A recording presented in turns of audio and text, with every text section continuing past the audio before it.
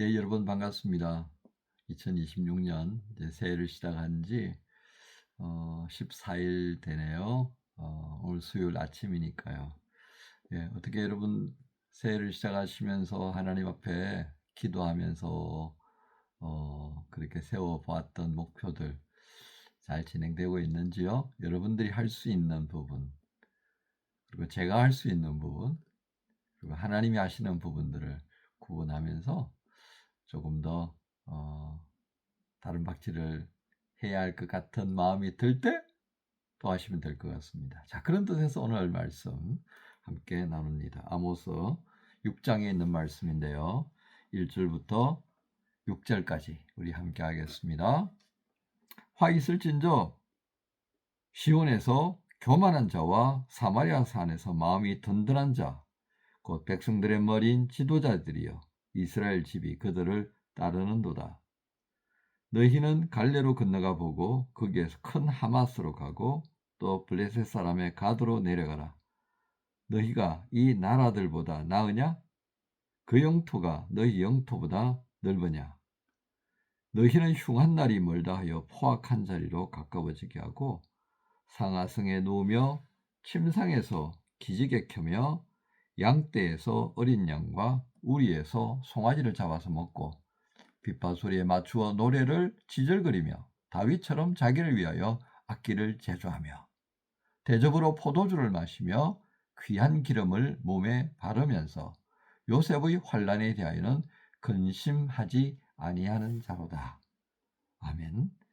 예, 말씀 제가 추가로 해서요. 한 절 더 읽겠습니다. 14절입니다. 만군의 하나님 여호와의 말씀이니라. 이스라엘 족속아 네가 한 나라를 일으켜 너희를 치리니 그들이 하맛 어귀에서부터 아라바 시내까지 너희를 학대하리라 하셨나니라. 아멘. 오늘 말씀의 제목은요. 하나님의 말씀이 어떻게 들립니까? 하나님의 말씀이 어떻게 들립니까? 하는 제목입니다. 1절에서 하나님이 시작하신 말씀을 보면요. 시온에서 교만한 자와 사마리아 산에서 마음이 든든한 자, 그렇게 이제 부릅니다. 이 시온은 예루살렘을 말하고요. 또 사마리아는 북왕국을 말하죠. 그러니까 팔레스타인에 하나님께서 뜻을 두고 이스라엘 백성들을 불러 모아서 어떤 일을 하게 하실 작정이었습니까? 제사장 나라였습니다. 그런데 이들이 교만해지고 또 마음이 든든하다는 것은 뭘 인하여서 마음이 든든한 겁니까? 자신들의 모습을 보고 자만심이, 한쪽은 교만, 한쪽은 자만.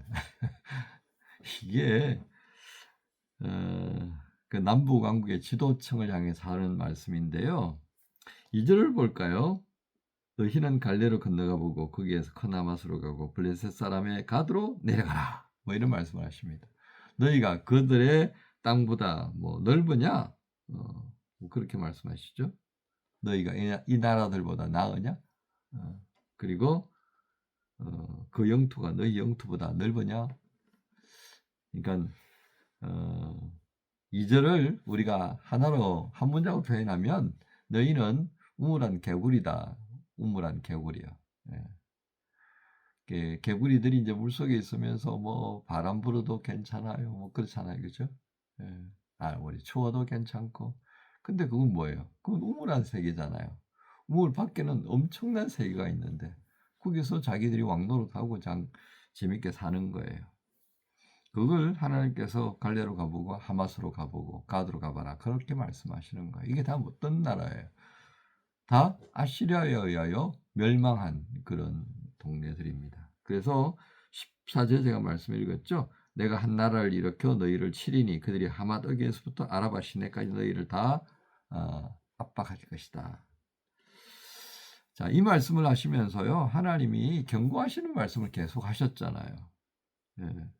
그래서 3절에 너희는 흉한 날이 멀다 하여 포악한 자리로 가까워지게 하고 하나님이 계속해서 우리가 4장, 5장을 통해서 봤잖아요. 하나님께 돌아오게 하려고 하는데 하나님을 찾지도 아니하고 오늘 여기 6장에서는 뭐예요? 우물한 개구리처럼 여기가 좋사오니 그러면서 아무 일도 안 일어나. 괜찮아. 그러면서 히히 낙낙하는 거예요. 히히 낙낙. 그래서 3 절의 말씀이었죠. 흉악한 날이 멀다. 야, 그 날은 오려 그러면 한참 남았어.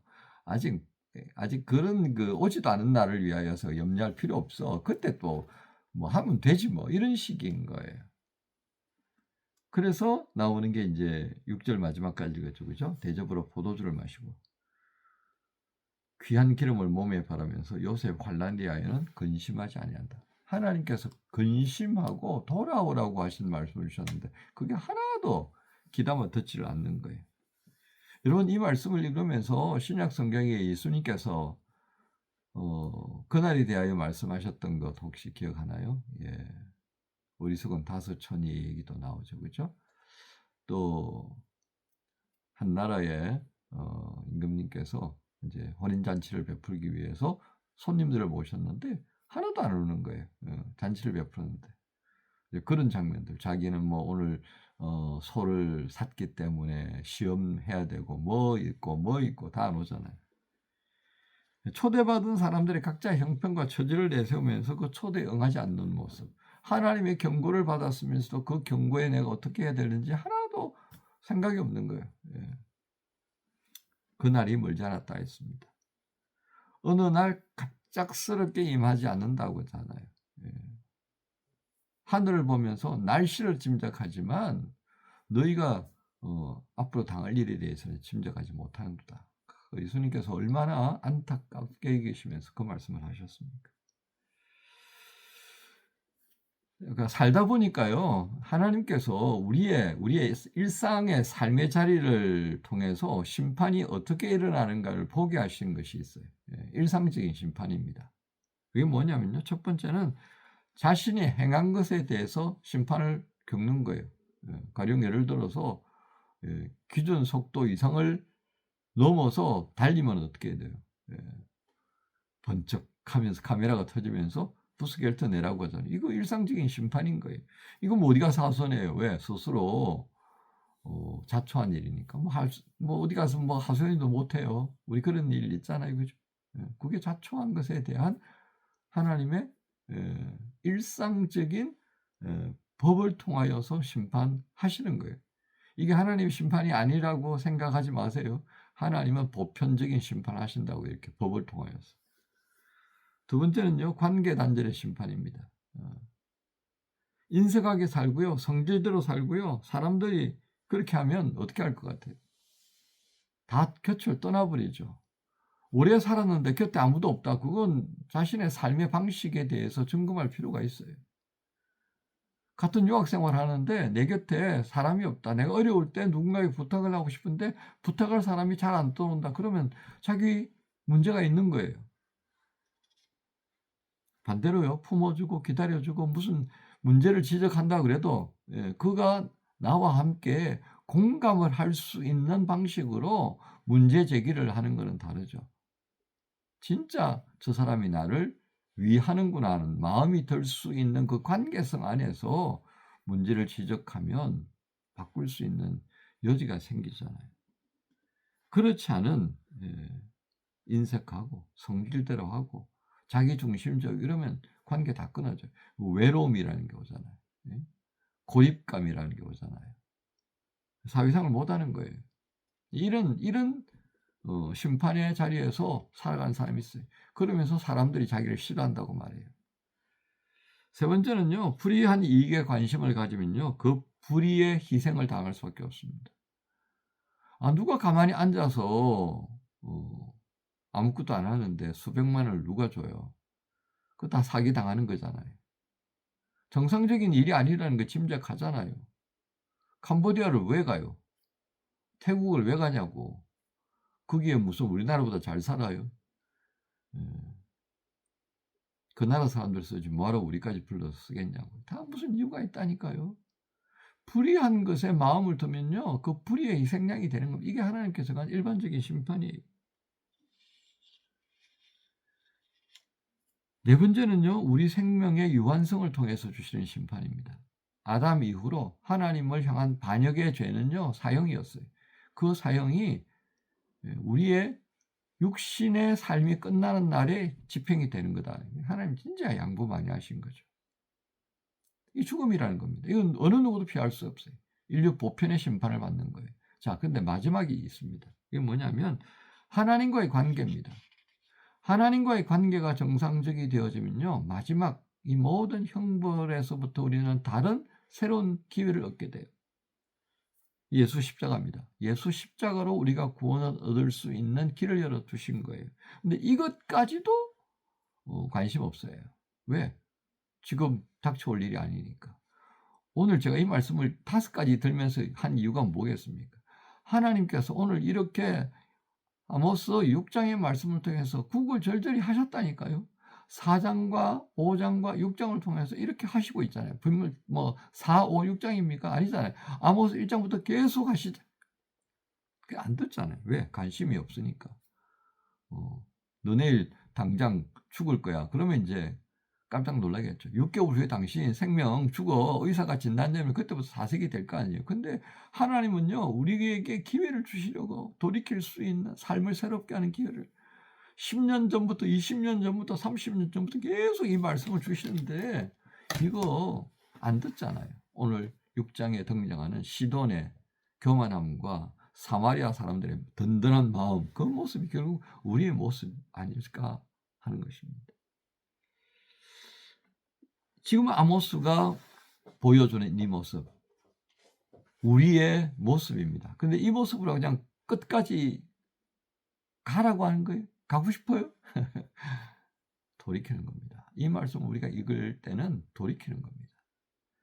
매일매일 우리가 새로 시작하자. 어저께 날짜가 다르잖아요.